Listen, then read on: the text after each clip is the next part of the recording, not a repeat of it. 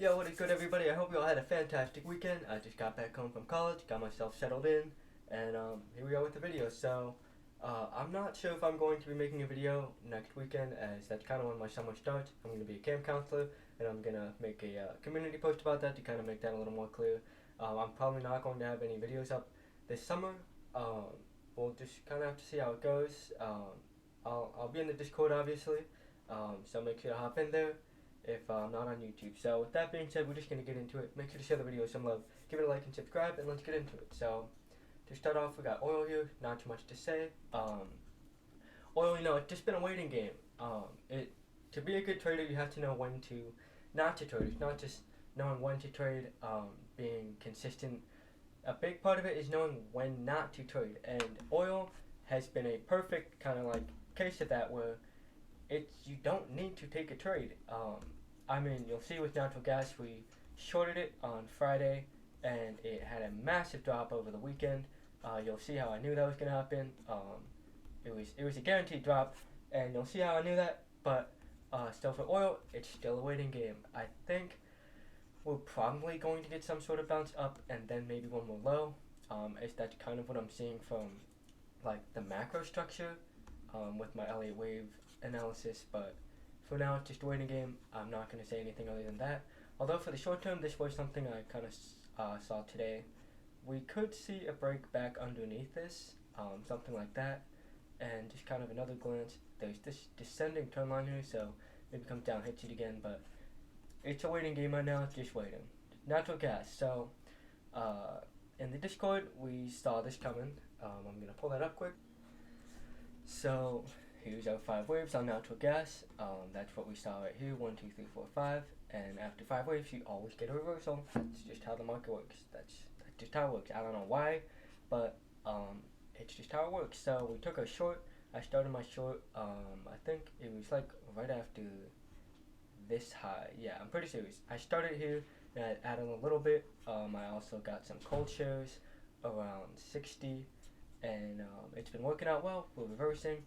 And the range I'm targeting here is the 50% to the 60%. So that's going to be 2.35 to 2.26. So usually it gets down to the golden pocket. Doesn't have to. We're pretty close to the 50%, which I would like to see that at least. But what we're looking for is that ABC structure. So something like that, which I don't see yet. All I see is one straight line down. Although it's possible this was like a really small one here and happened really quickly. So keep an eye out for that. I took my profits, a couple of thousand, nice gains. So just gonna keep waiting again. I feel like there's probably a little more downside.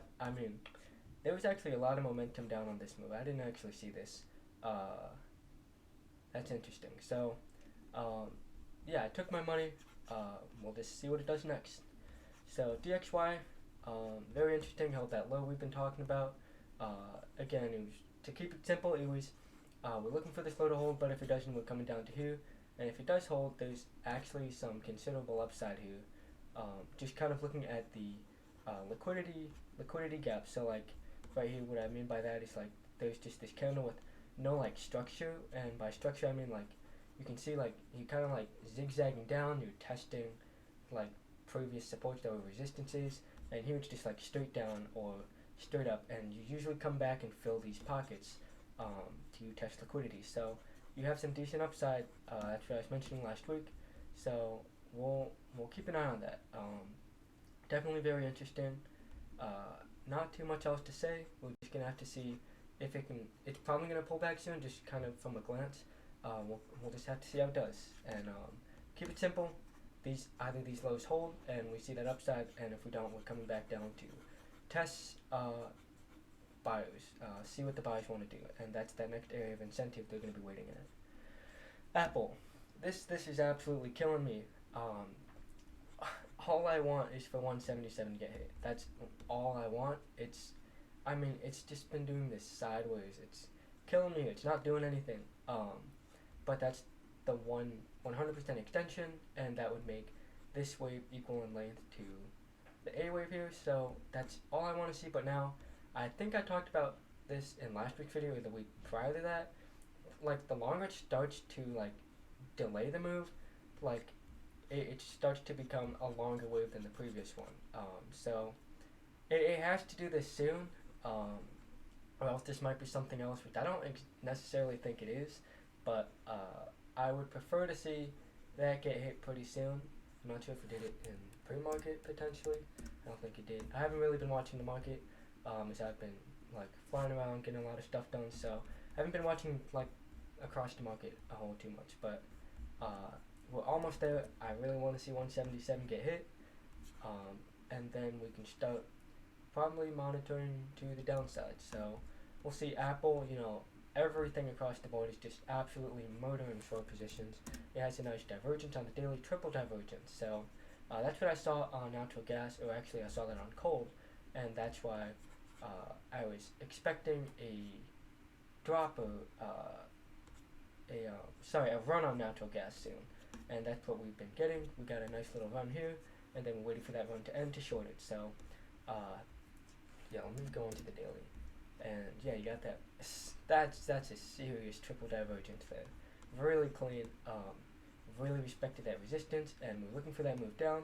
We moved down to the golden pocket of the wedge, so everything was really crystal clear with that play.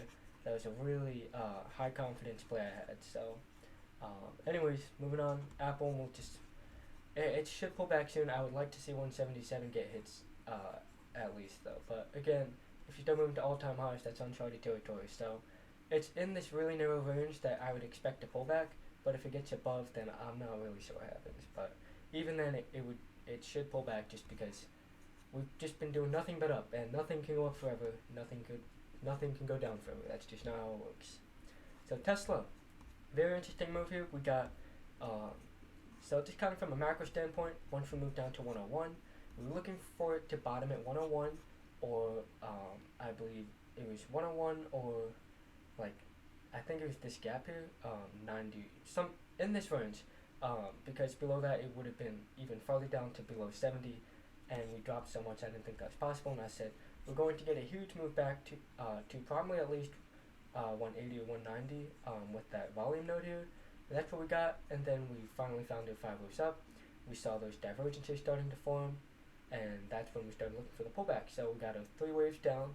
We hit the 50% extension, or the 50% retrace, which is all it needs. I wanted that gap to get filled as well as to hit the golden pocket, but it didn't happen. So, it might be on its way back up. It's breaking out of this pretty massive like wedge here. Now it's not the cleanest wedge because I'm not using like the farthest point outwards, which it's still sort of respecting this trend line. So that's why I'm like considering it, or like kind of like. I'm definitely using this line as reference. We were watching this line all the way back here when we were trading this, waiting for that big move, and that was being respected, and it's still being respected now. So it bounced off of it, really kind of started ripping here. So this correction could be over. It could be over. I would like to see a break of that trend line, and like some holding above it, and we could definitely be on our way up to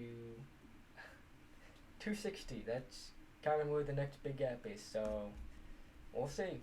260, that might be the next area if we break through that resistance. We'll see though. That's a pretty big move, but I don't think that's necessarily like insane. I mean, we're just gonna take a quick look at the fibs. Yeah, you can see the 100% extension. It's pretty close to that, $10 off. So 260 might be up next. Amazon.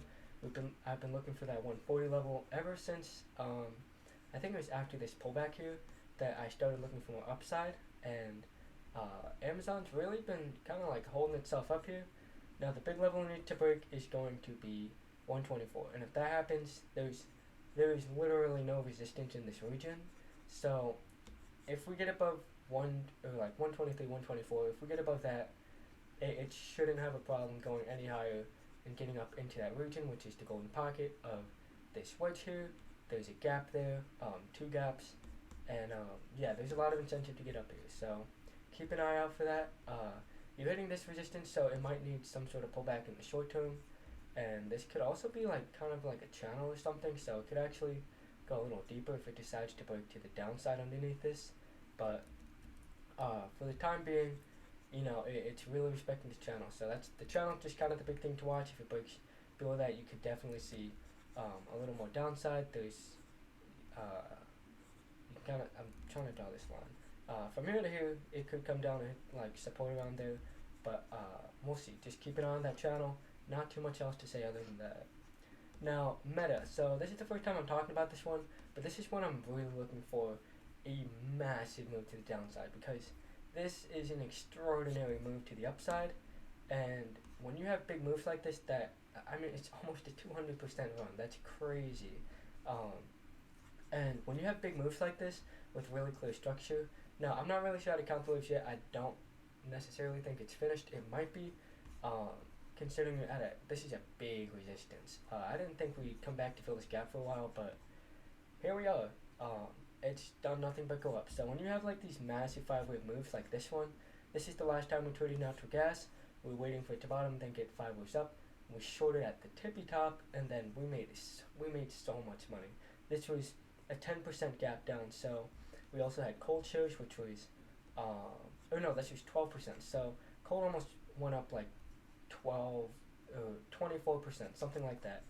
And so when you get these big moves, you're going to get a big move back down, right, and vice versa. So at some point when it stops, you don't really want to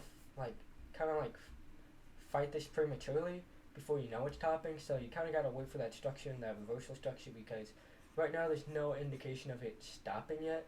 It could, but you don't really have that many reasons to say it's going to stop you. So Meta is a big one I'm looking for a massive move down on at some point, probably in the coming weeks. But there's definitely no need to rush. I think the market's probably going to melt up a little more, and you'll see what I'm talking about when I get to SPY. You'll see what I'm talking about. So Biotech, once we move back up into this range, we're looking for that pullback. I think we were looking for that drop at the tippy top. I think it was like this candle here. And I said we gotta watch 660 and like 6 flat, that region. So it's holding in that range still. It's an interesting spot here. It's back in the range. We'll see if it can hold in the range. I think to put it the most simply I can, it's still in the range until it breaks back down to the downside. So take advantage of this range if it's gonna do it again, because I've been saying this for such a long time. I've been saying this since October. This is a 40% range up and down, so there's so much money to be made on this thing.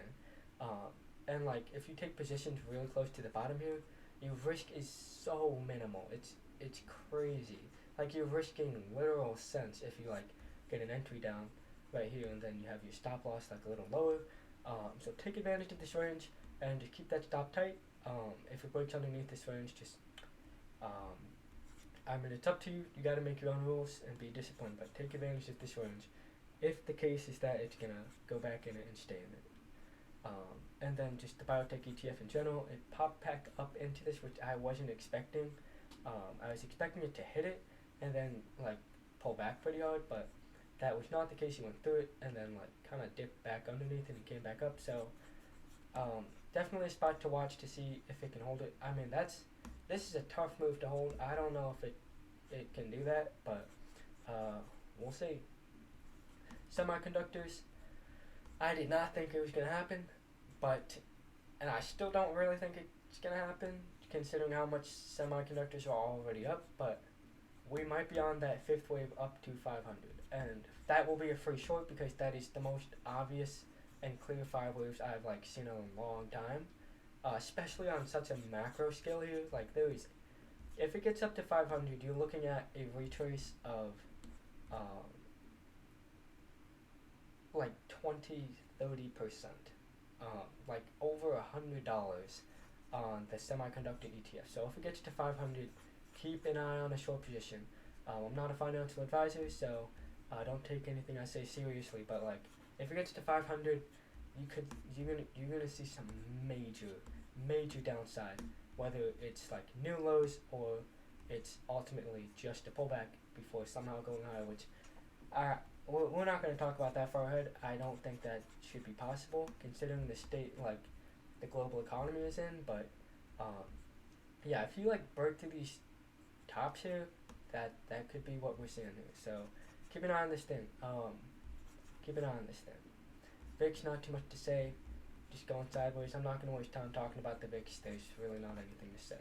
Under the trend line, but it's not like selling off, so I don't really know what to say. Okay, so on to SPY here. We're just gonna look at ES futures. So this is what I'm looking at here. This entire move up is very likely a wedge structure. Let me zoom out a little more. So you have this like zigzagging, contracting price action to the upside. If you want to draw this, so I think I'm just gonna like kind of like sketch it like this. So what you see here is every wave inside of wedges are, well, it can be two variations. It can be 5 3 5 3 5. So like 5 and then 3 down, and then you do that for 1 2 3 4 5 waves, or it can be ABC ABC ABC with 5. So ABC. I think you get what I'm saying here. So each wave in here has been waves of 3, and I think that's what we're looking at here. So 3 waves up, 3 waves down, and then another 3 waves up to ultimately 4,300, which I've been talking about and kind of waiting for like several months now, and it just keeps delaying the move. It keeps going sideways, it keeps coming down, but then the bears don't follow through. So we broke out of this triangle that we were watching last week in the Discord, and we're coming out of this range now. I don't know if it's gonna hold out outside of this range like right away. It might. I don't think it should. Just based on like the wave structure. So what I'm looking for is that correction down into this pocket of illiquidity. So like to come down and test liquidity. That's what we talked about on oil. I think we talked about it on something. But that looks like a pretty high area of incentive to get to, and just to kind of draw out these Fibonacci ratios, that's the 50%. So right around here, it's likely to get down to, assuming that's the top. It doesn't have to be, but it's pretty likely in my opinion. So I think we're looking at this pullback here and then higher. So if the structure develops exactly like this, well, I guess I might be at camp. I'm going to be at camp counselor. I think I mentioned that in this video. I definitely did in my last video, but if I'm not at camp yet, I would probably be taking a long position to try and catch that last move up to the upside. And the short after this move is going to be like horrendous. The move down is going to be so violent and so fast because the moves that happen after wedges have very little structure. They happen very quickly. It's accelerated. So it's going, once this move finishes, however this kind of develops, it's literally going to look like this. It's going to be like straight off a cliff. There's no other way to put it. It's going to look like it's falling straight off a cliff. So if this develops in the way I hope it should, then we're probably looking at one last move to the upside, and then like absolute oblivion. So after this wedge, we'll kind of see what it does from a macro standpoint, because it could get that nasty move down, but then hold and then manage to go higher, which it's crazy, but it's definitely possible if like all the like variables that it needs to fall in place for that to happen, like everyone's still shorting, which there's so many people shorting right now. The government does some like debt ceiling stuff. Like there's a lot of ways things could get tweaked into position for it to just somehow keep moving really, really high and just kind of blow everyone out of the water. So that's what I have to say for ES SPY. I don't really think I need to explain it anymore. Just in the bigger picture, everything is in a gigantic wedge here. Everything is in this contracting price to the upside and blasting through it too. That definitely surprised me.